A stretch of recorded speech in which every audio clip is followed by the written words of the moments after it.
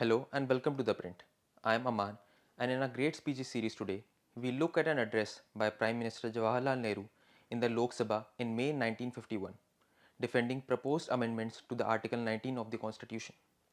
The amendments sought to impose reasonable restrictions on fundamental freedoms, including freedom of speech and the press.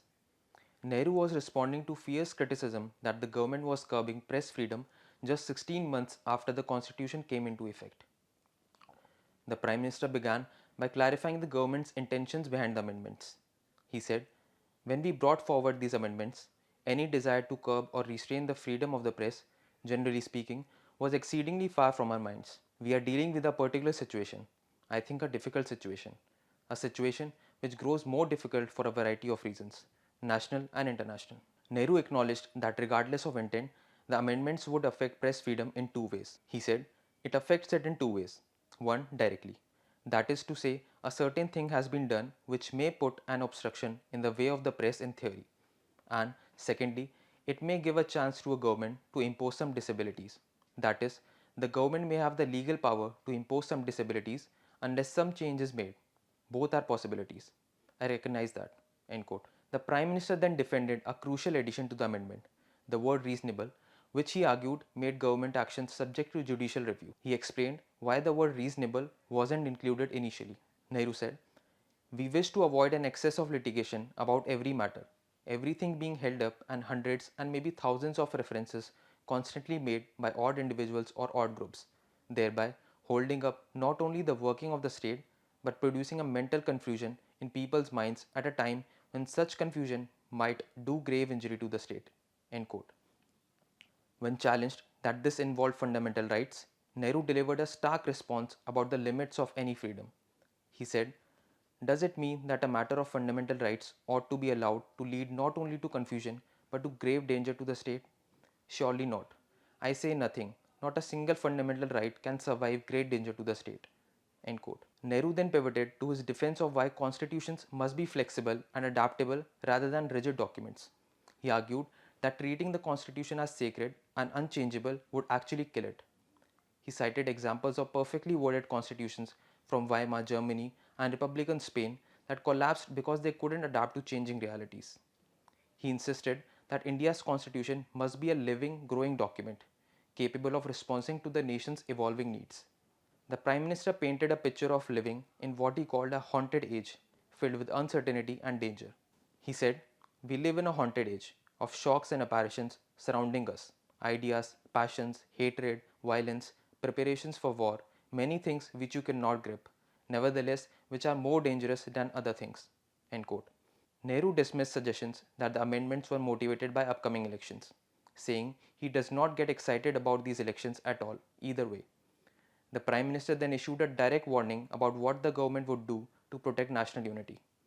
He said, "If I am responsible and the government is responsible, anything that goes towards disrupting the community, anything that goes towards creating communal discord in this country, will be met with the heavy hand of this government. It is for this country and for this House to have or not to have this government. But these are the terms of the government, no other terms." End quote.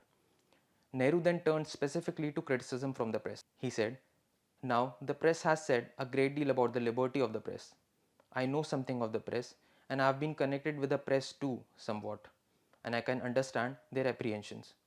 Yet I say that what they have said is entirely unfair to this government." End quote. The Prime Minister criticized the press for lacking balance while demanding freedom. He said, "The press, if it wants the freedom, which it ought to have, must also have some balance of mind, which it seldom possesses. They cannot have it both ways, no balance and freedom." End quote. Nehru then argued that all freedoms are inherently limited by circumstances, not just by law, emphasizing that his government did not wish to come in the way of the press. He then declared his hierarchy of values. India's freedom came before press freedom. He said, "I stand by every word of what I have said about the freedom of the press, and I hope that in so far as I can, I shall be able to help in maintaining that freedom. That is so, but I care a little more for the freedom of India, and I am not going to allow anything coming in the way of the freedom and unity of India, whatever it may be." End quote. Nehru urged Parliament to view these matters from a position of responsibility rather than as legal arguments. He said, We are legislators sitting in parliament with the fate of this nation in our hands, possibly also affecting to some extent the fate of other nations.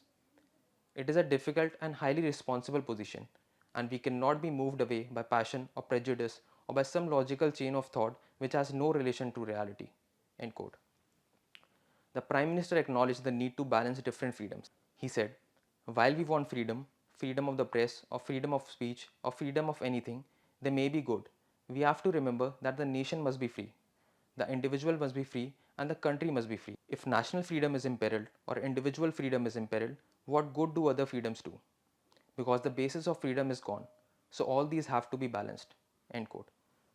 Nehru clarified that the amendment was enabling, not a law itself, and gave assurances the press would be free to criticize the government. He said, so far as I am concerned, and so long as I have anything to do with it, I can assure you that you can criticize to your heart's limit and extend the foreign policy that my government pursues or the policy of any country to the utmost limit you can go.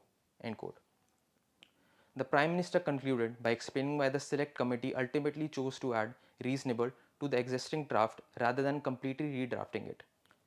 He said, we thought, let us go back to our old draft, but with a very major change. That is, the addition of the word reasonable, which really, immediately and explicitly limits everything that you do and puts it for the courts to determine whether it is reasonable or not. It is a big addition. End quote. Thank you for joining us on Great Speeches. For more from The Print, become a subscriber at theprint.in/subscribe. I am Aamaan in Delhi.